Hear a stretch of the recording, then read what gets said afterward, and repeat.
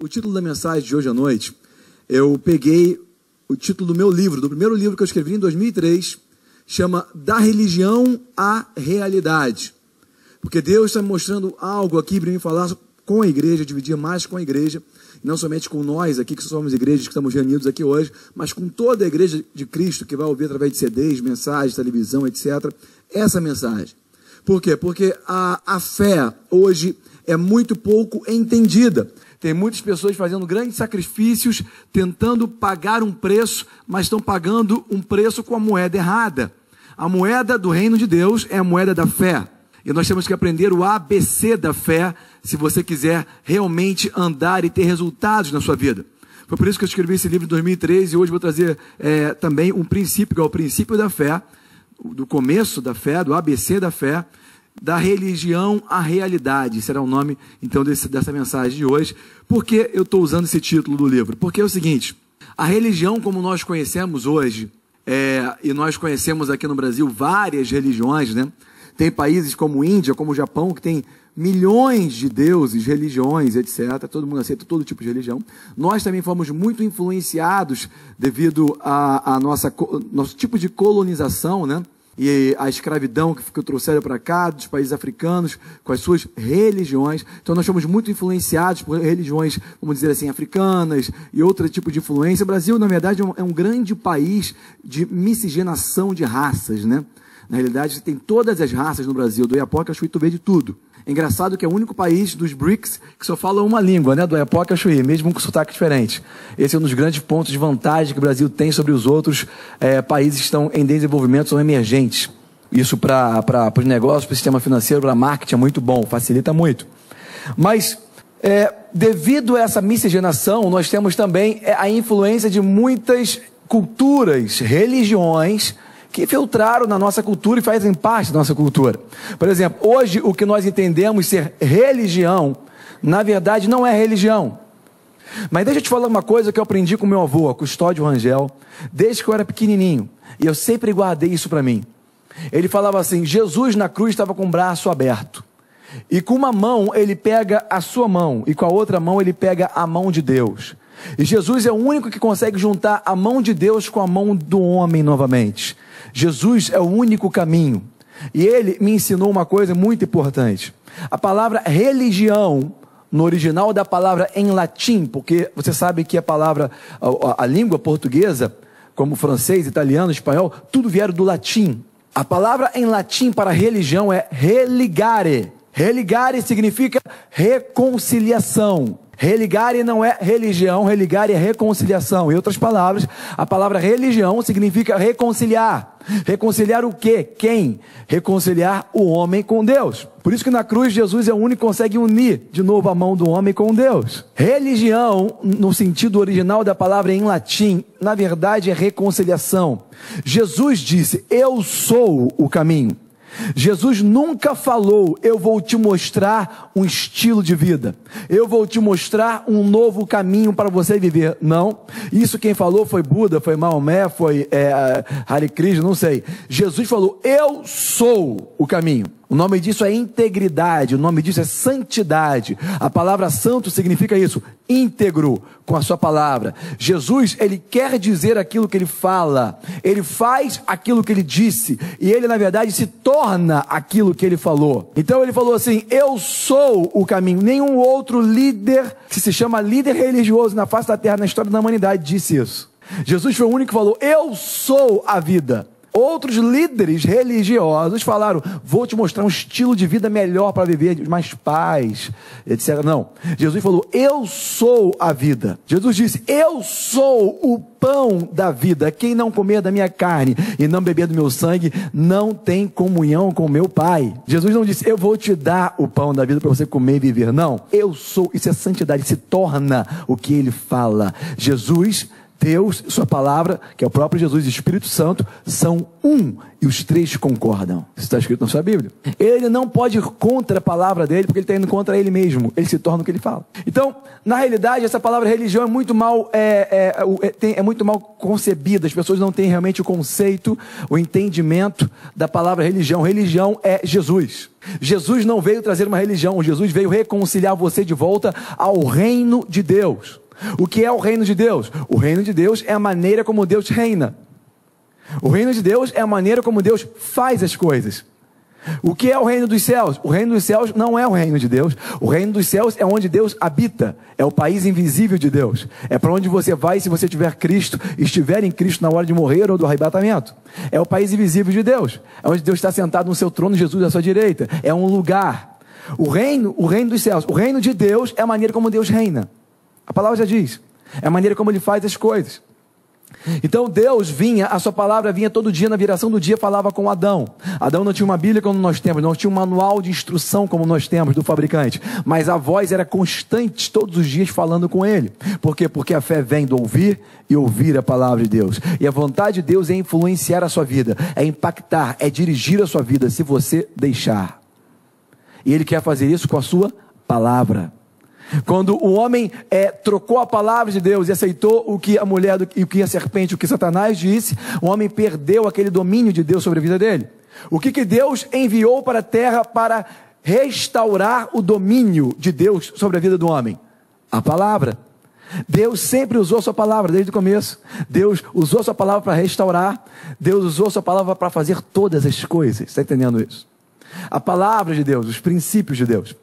Então, muitas pessoas confundem, pensam que todos os caminhos levam a Deus. Não levam. Religião não leva a Deus. Jesus é religião e Jesus é o único que leva a Deus.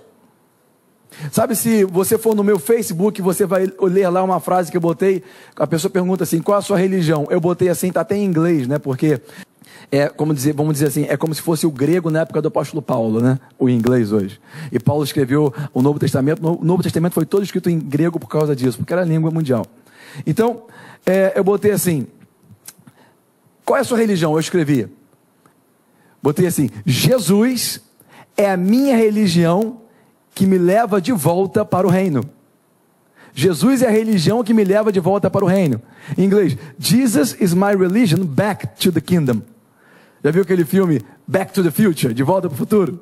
Eu estou indo de volta para o reino. Jesus é a minha religião, a minha reconciliação. É a minha ponte que me leva de volta para o reino. Jesus is my religion back to the kingdom. Na verdade, Jesus veio trazer o reino. Jesus veio mostrar para nós o pensamento original. As pessoas falavam assim, olha que pregação é essa com autoridade, que coisa nova. Jesus nunca veio trazer nada novo. Jesus veio restaurar o antigo. O pensamento original do homem, que o homem tinha quando ouvia a voz, a palavra de Deus. Então perceba que hoje a ideia de religião é muito equivocada, é muito mal concebida pela influência grega de pensar, pela influência de várias coisas. E as pessoas não entendem direito. Jesus nunca veio trazer religião, Jesus veio trazer o reino de Deus. E a maneira de operação no reino de Deus é a fé. Sabe, em Hebreus capítulo 11, abre comigo lá, Hebreus capítulo 11, nos diz um pouco sobre fé. Esse capítulo 11 de Hebreus, esse autor de Hebreus teve uma revelação, a maior revelação sobre fé. Para mim, o capítulo 11 do livro de Hebreus é o capítulo da fé da Bíblia. Para nós entendermos realmente o que é a realidade da fé. E sairmos da religião, como nós entendemos, e irmos para a realidade. Da religião para a realidade. A realidade da fé. Bom, no versículo 1 ele começa logo falando claramente o que é fé. Eu tenho certeza que você já leu isso antes. Versículo 1 do capítulo 11 de Hebreus. Ora, a fé é... Primeira coisa que eu quero que você veja. O autor não botou a fé será. Tem muitas pessoas crendo para o futuro. Crer para o futuro não é crer. Crer para o futuro é esperar. Quando você espera que algo aconteça, você está esperando para algo que vai acontecer.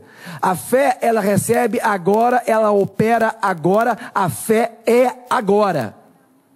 Em inglês, a Bíblia fala, agora a fé é.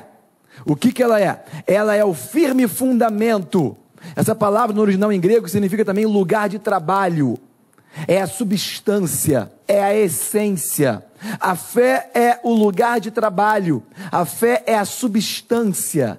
A fé é uma essência das coisas que você espera. Essa palavra esperar em português, você usa para tudo, né? Esperar que Deus faça uma coisa, esperar que algo aconteça. Em inglês você tem duas palavras para isso. Você tem a palavra hope, que é esperar, e você tem a palavra expect, que na verdade é uma expectativa.